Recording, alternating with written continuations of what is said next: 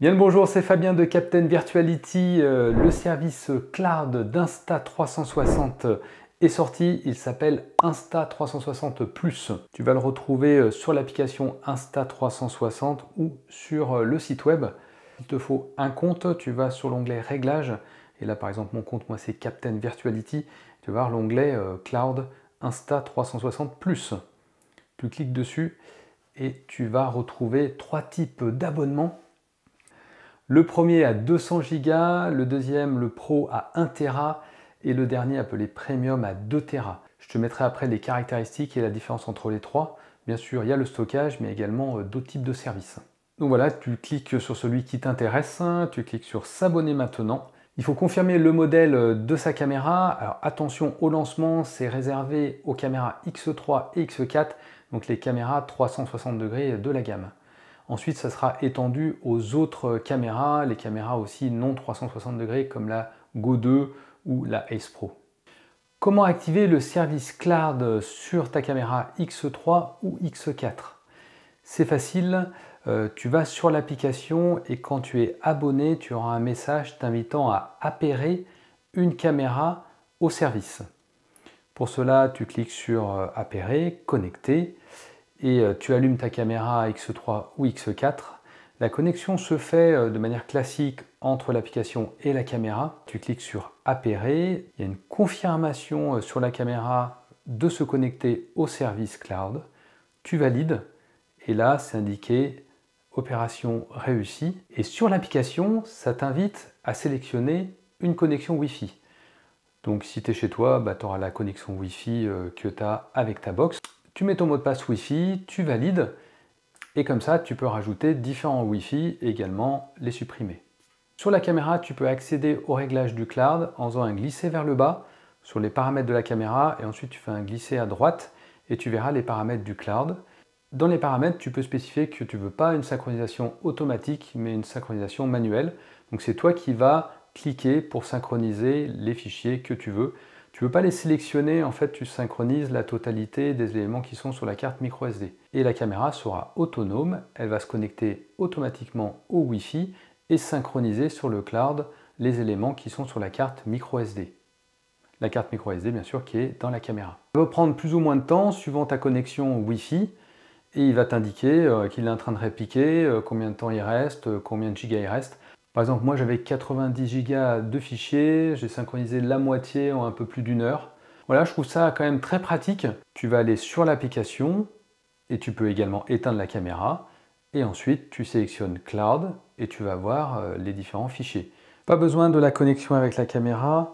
Je vais dans les albums, je clique sur Cloud et là j'ai tous les fichiers synchronisés sur le cloud. C'est super pratique. Je peux y accéder quand je veux.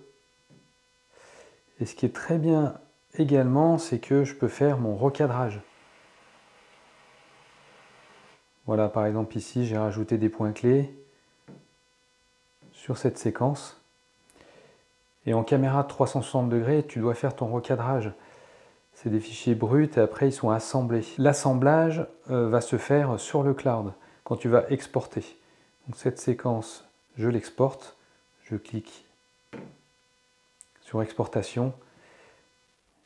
Et là, j'ai une exportation rapide où je peux personnaliser l'exportation. Je peux monter jusqu'en 4K. Et ensuite, je fais exportation cloud. Là, il est en train d'exporter sur le cloud ma vidéo et ça ne prend pas en compte la puissance du smartphone. C'est le cloud qui gère l'exportation et également l'assemblage de la vidéo. Donc ça, c'est super pratique parce que tu peux encore utiliser ton smartphone pour faire autre chose et faire par exemple un autre montage. Voilà, la tâche est terminée. Il va ouvrir la galerie du téléphone pour me montrer la vidéo. Donc c'est une vidéo à plat classique qui est exportée via le cloud et sauvegardée directement sur ma galerie. On peut ici partager un lien, c'est-à-dire qu'on peut également partager les fichiers. On peut les partager à quelqu'un via WhatsApp, lien, SMS, et la personne va pouvoir faire une lecture en 360 directement sur son smartphone, et la personne va avoir un lien cloud Insta360 et va pouvoir directement naviguer ou avec le gyroscope du smartphone ou avec les doigts dans ta vidéo. Donc c'est super pour partager des formats 360 degrés, que la personne n'a pas besoin de télécharger une application spécifique. Tu peux également accéder à tes fichiers Cloud sur Insta360 Studio. Pour ça, il faut te connecter à ton compte et là, tu as accès au Cloud. Regarde à gauche et là, je vais sur mon compte et tu as le récap du nombre de gigas qu'il te reste sur ton compte par rapport à ton abonnement. Tu peux aller donc sur l'onglet Cloud et retrouver tes vidéos et tu peux commencer le recadrage, faire ton montage. Et tu as également la possibilité de partager comme sur téléphone avec un lien de partage. Tu peux même rajouter un code, ça c'est disponible également sur le smartphone et sur l'app. Tu mets un message et tu pourras copier le lien. La personne va recevoir le lien avec la vidéo en mode 360 degrés.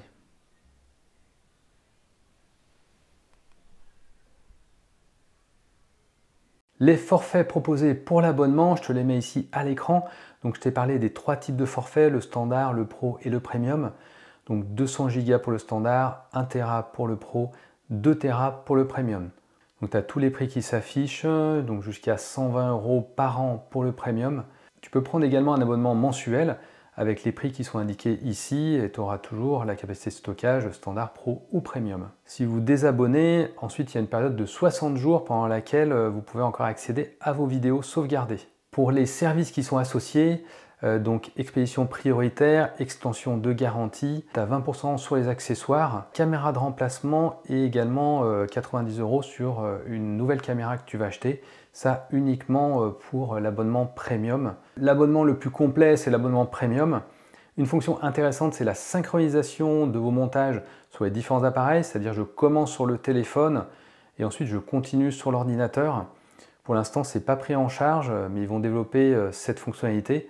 Donc on pourra commencer voilà, sur le téléphone et continuer sur l'ordi. Ça peut être intéressant d'avoir une continuité sur son montage.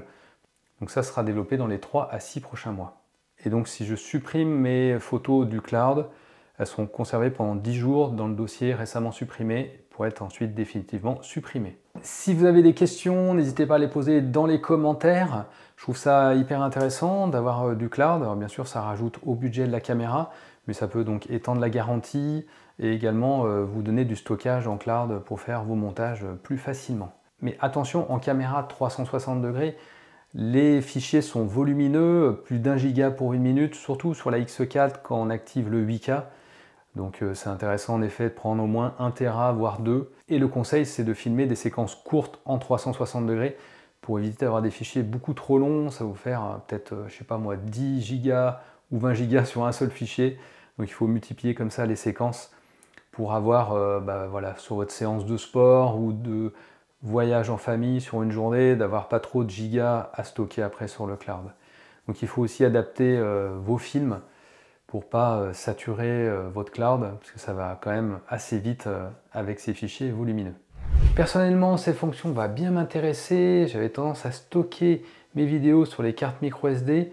De temps en temps, je les transfère sur des disques durs externes. Je suis obligé de jongler avec les cartes micro SD ou avec le disque dur externe.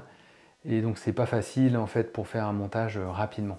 J'espère que ça a été utile pour toi. N'hésite pas à poser des questions dans les commentaires. On se donne rendez-vous sur la prochaine vidéo. Ciao!